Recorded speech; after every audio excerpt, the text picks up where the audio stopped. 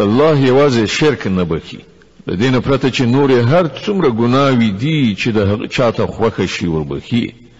چا چې له الله سره کوم بل څوک شریک وګاڼه هغه ډیر غټ دروغ غوټه کړل او د ډیر لوی ګناه خبره وکړه.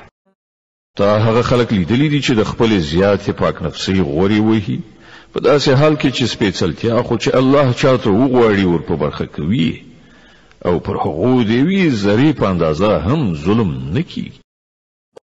کنه وګوره پر الله باندې د دروغ له تړلو د دوی چورت نه خرابيږي او د دوی د څرګندې ګناهکارۍ لپاره همدا یو ګناه کافی ده. آیا تا هغو خلکو ته نه دي کتلی چې د کتاب له علم څخه یو څه برخه ورکړی شوې ده او د هغو حالت دا دی چې جبت او طاغوت مني او د کافرانو په باب وایي چې له ایمان راوړونکو څخه خو د همدوی لاره زیاته سمه ده.